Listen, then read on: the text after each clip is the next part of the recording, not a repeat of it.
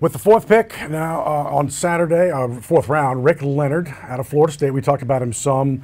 So they bring back Jermon Bushrod, and we certainly saw last year how much depth was needed on that offensive line, just being able to move around, and week to week there was just guys nicked up. So if you, I know coaches hate assumptions, but if you assume that Jermon is going to be okay and he's going to be your sixth guy kind of filling in, then you let Rick come in and he can kind of learn a little bit, but he has that kind of versatility, but we don't know enough about him. You know, he really only had some hamstring injuries in 16, played really 17 as an offensive tackle, so we don't know a lot about him. Yeah, and you know, listen, I think he's a really good example of a guy that they're drafting with a really high ceiling. Yeah. And it's a guy that, you know, is still learning the position. I think he's shown the ability to continue to improve and the desire to continue to improve. He's also a guy that walked into his own coach's office and said, how can I help the team? What can I do? And they said, move to offensive line. He said, I'll do it. That's a hard thing for D linemen now. That's like way up on the list of things that no D lineman want to do in the whole world. And so, you know, so he's a team guy. He's tough. He's a physical player. I think that they've seen tremendous improvement in him with still a long way to go. But 6'7", 310, with feet good enough to be a defensive end at Florida State does not come along very often. So you have a player that has some physical traits that are very hard to find, and he has the right makeup. So he played very physical at Florida State. They got to see him against high competition. You know, they saw them play Clemson's defensive line. They got to see him play some upper echelon talent at that position, and obviously day in, day out at Florida State. Right. You're seeing a lot of talent there. So I think it's a guy, you know, this is a great example of we're going to take the guy on our board who we feel strongly about. You know, this is a pick. I think there's been plenty of talk about this was a reach. This was a guy that shouldn't have went that high. This is all these things.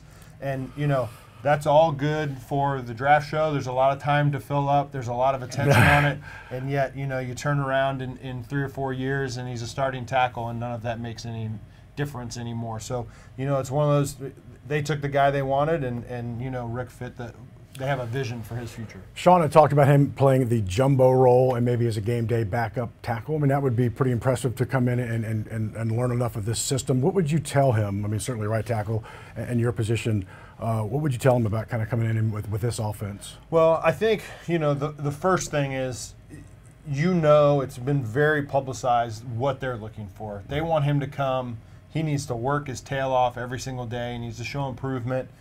Rule number one is if you don't know what to do, we can't put you in the game. So he's got to study the playbook, yes, understand it, but he's in a fantastic room to develop. So you have a guy like Teron Armstead who's very good with young players, teaching. That room has always been a room where guys can learn.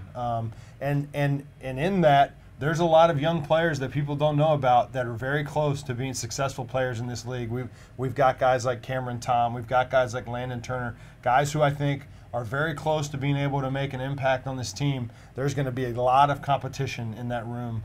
I think Dan Rochard does a fantastic job, and you know his role coming in is going to be learn as much as you can and work your tail off and kind of keep your mouth closed. Right, well, and you learn from Ryan Ramczyk. I mean, you watched what that kid did last year. Started every game, some at left, some at right, but you know, I'm sure just a guy who just did it, who's really, you know, here's what I did. Just, you know, I bet that they'll have probably big influences on each other. Sure, and listen, you know, now they're very different players in terms of where they're at in their first year, and so you know it's going to be very unfair to say. Oh yeah, I'm comparing the two. To say, you know, Rick come in and be like Ryan, who came in as an incredibly polished offensive lineman, you know, for a rookie. But what is good is, listen, Ryan was about as good as anyone that I've ever been around at absorbing information and transferring it to the field. So he's going to be a guy that understands the process he's going through. He's a guy that, you know, listen, I was always very helpful for Ryan, and that room has always been that way. And so I know Ryan will help him in any way that he can. We've also got guys like Max Unger in there who are going to, you know, really strong veteran presence.